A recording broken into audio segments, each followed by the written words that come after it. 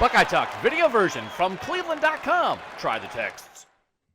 So, guys, welcome to another episode of Buckeye Talk. I'm Stephen Means, joined by Nathan Baird, and we have two special guests on with us today, two 2022 Ohio State football commits, c-j-hicks and Dasan McCullough, kind of the leaders of the class at this point. Let's just get into it. You guys have never met in person, right? No, we haven't. Okay, so how did you guys meet? How did it get to the point where both of you guys are Buckeyes and basically the main voices when it comes to wanting to recruit anybody else to be in the class?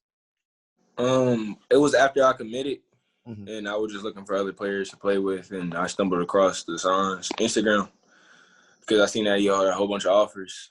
And the highlight thing, you can scroll through it, and it has like all the team slogans and emojis and stuff like that. For Texas, it's hook 'em. And then for OSU, it said LBU.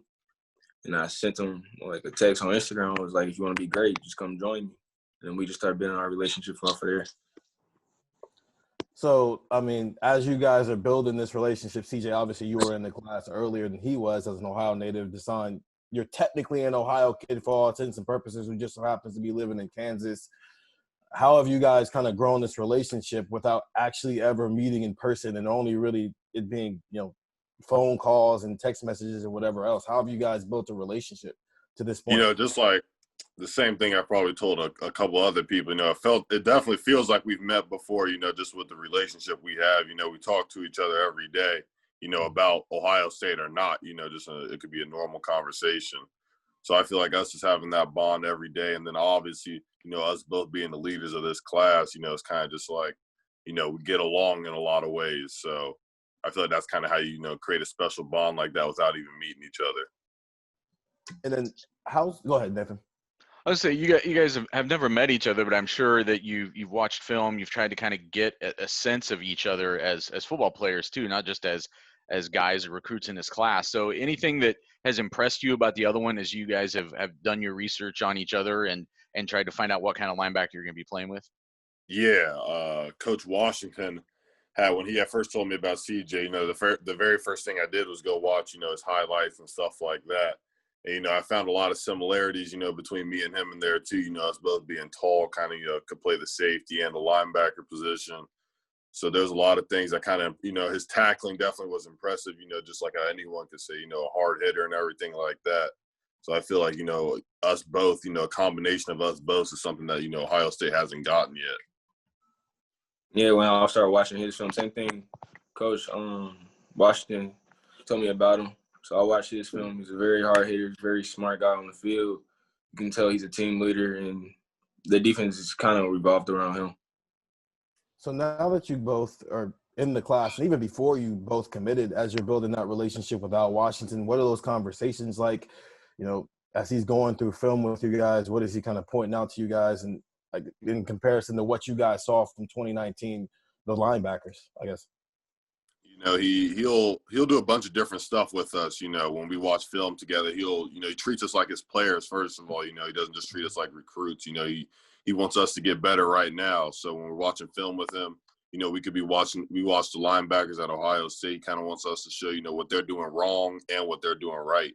Then he'll take that same thing we put into our game, let us know what we're doing wrong most definitely so we can get that fixed by the time we're up there. So he's definitely treating us more like a coach than like, just treating us like recruits, so that's definitely something you can appreciate.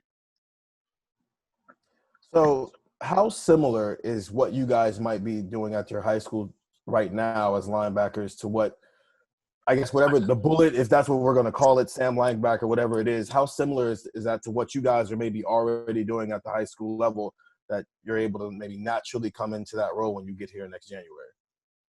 Well, at my school, we already had a spot that's similar to the bullet. We just call it the rover. And it's just like if you want to run a 5-4 defense, which we do because most of the teams that we play is running teams. So we just have that outside linebacker just flip sides and just blitz, cover, drop in, cover 3 and everything. So we already had that spot.